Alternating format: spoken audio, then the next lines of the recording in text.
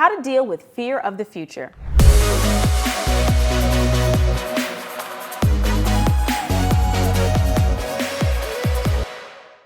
By the time you're done watching this video, you're going to understand where your or others' fear of the future comes from and what you can start doing right now to get ahead of it so that you can start being more strategic about what's coming around the corner. First, we're going to take a look at some of the psychological biases that are probably playing a role in your fear for the future and what you can do to overcome them. Secondly, you're going to learn what you can start doing right now to take the future bull by the horns. Let's start off with where our fear of the future comes from. Believe it or not, most of our fears, especially those around the future, actually come from psychological biases. Our brains are actually influencing how we see the world, and specifically in this case, how we're looking to the future. You may be surprised how some of the biases are impacting you right now. Do you know someone that no matter what's happening around them, they will always manage to see the negative? There's actually a negative bias. Oftentimes it's reinforced by past experiences, but because of things that happened to them in the past, they're always assuming the worst is going to happen. Now, in some ways, it's probably a way for them to protect themselves because if you're expecting the worst and something better happens, it's usually not as painful. However, if we're always expecting the worst, it does influence our ability to be excited about and plan around the future. Another bias is the availability heuristic. This is a bias that basically states that we look for information that's readily available to help us make decisions about the future. How many of us know that there's times where people have made assumptions about us or the things we're doing and they didn't have all the information, they just looked to the surface? That's what this particular bias does. It keeps us from digging deeper so that we see all the information we need to be able to see the future clearly. Well, if you're only looking at just the surface level items, if the surface level items don't look positive to you, the future is going to look very scary because you're going to assume that the future is going to be negative as well. Another bias is catastrophizing. That kind of goes along with the negativity bias, but it's even worse in that we see impending doom around every single corner. Now again, we're not all suffering from the exact same biases because many of our biases are informed by past experiences. And so if we haven't all had the same past experiences, we're not all going to have the same biases. But understand that for some of us, we tend to see one thing and it automatically sets off a chain reaction where we assume a thing's going to get worse and worse and worse. And I think you can see how that would definitely increase anxiety around what's coming in the future. A bias that I see common with probably the majority of humans is loss aversion. Loss aversion is kind of self-explanatory in that we tend to be afraid of losing something. We tend to be afraid of not coming out ahead or something being negative. Because we're afraid of losing, oftentimes with the future being uncertain, we prefer to stay in the present. So the future is automatically scary if you're trying to hold on to everything you have and you're not willing to even consider what's coming because you don't know. And the last bias we want to take a look at is hindsight bias. And this is the bias that states that things that happened in the past were more easily predictable than they were. So sometimes we look back at a historical event and we're like, how did they not know this was coming? I would have known. Well, there's a good chance you would not. Now again, there's some things that are predictable for sure, but there's some events that either were black swan or that at the time that it happened, there wasn't enough data known or available to have made a better decision. When you look through the lens of hindsight bias, it makes you afraid of the future because you're afraid of making a bad decision now because your future self or other people will judge your past decision, which is now in the present. I hope that made sense. I feel like we almost just had a back to the future moment right there, but I think you get where I'm going with that. So we've talked about some of the biases that make us afraid of the future. I'm curious, have you recognized any of these biases in yourself or those around you?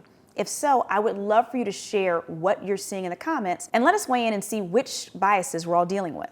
Now let's talk about how to break through those biases. Once you recognize that there's a challenge or a problem, now you have the opportunity to overcome it. But the first step is always to admit that there's an issue.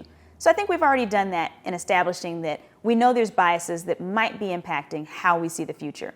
And if you're one of those rare souls that says, I'm not afraid of the future, I'm excited, keep in mind that learning about this can help you as you deal with other people around you. Because if you're one of those super optimistic people that's ready to go forward, I assure you there's going to be other people whose fear and apprehension holds you back, whether that's at your business, at your workplace, or even in your home life. So make sure you're paying attention to this next part where we talk about how to break through the biases. So the first step is simply awareness.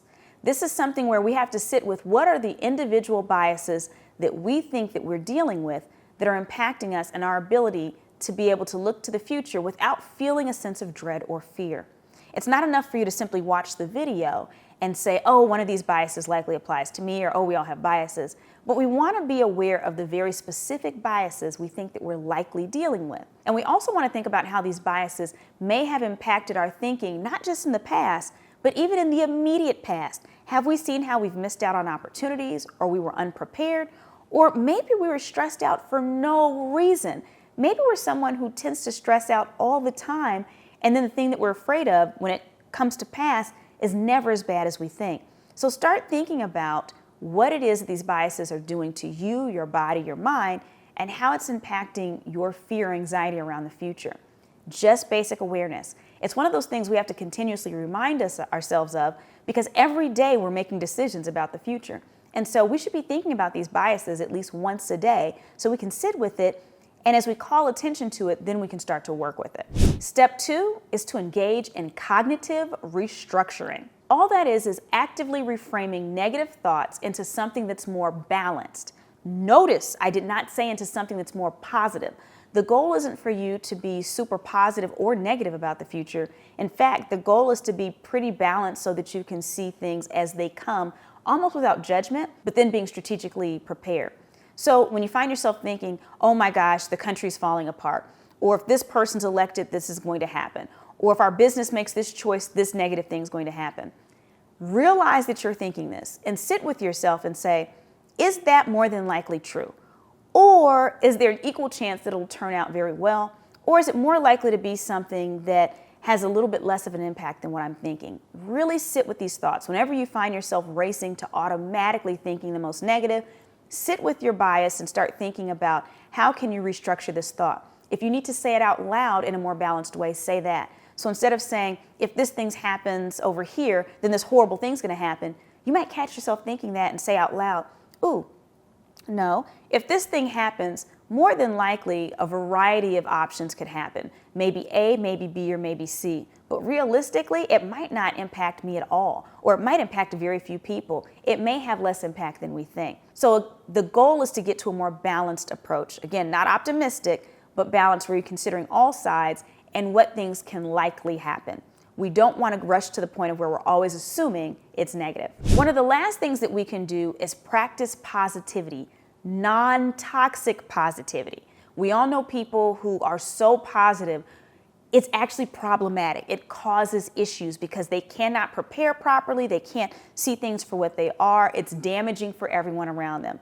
That's not what I'm suggesting. And I'm not even suggesting that a positive attitude regarding the future is the best kind to have, because there's a whole nother bias called an optimism bias, which can cause problems. But in this case, we're trying to swing the pendulum in the other direction for a moment. So oftentimes, even if we think about historical events, the pendulum can be here, and the only way to get it to the middle is overswing it to get it here and then have it land here. And so practicing positive thinking, which might be against your nature if you have a fear of the future, may be a way to get you to swing back eventually to the middle, because you spent some time, probably a good portion of your life, on the negative end. You're spending some time on the optimistic end, and by the time you're done with the exercise, you'll be able to see both sides so that you can come out in the middle, seeing things for what they are. Speaking of seeing things in the future for what they are, you're going to notice in the description of this video, there's a link to download a Future Ready Playbook. This playbook was designed just for you, and I made sure that it's chock full of all kinds of activities and worksheets that'll help you be more strategic about the future. Whether you're planning for your own individual goals, your career goals, or if you're a business owner for your business as well, there's something in there for you. Go ahead and download it right now.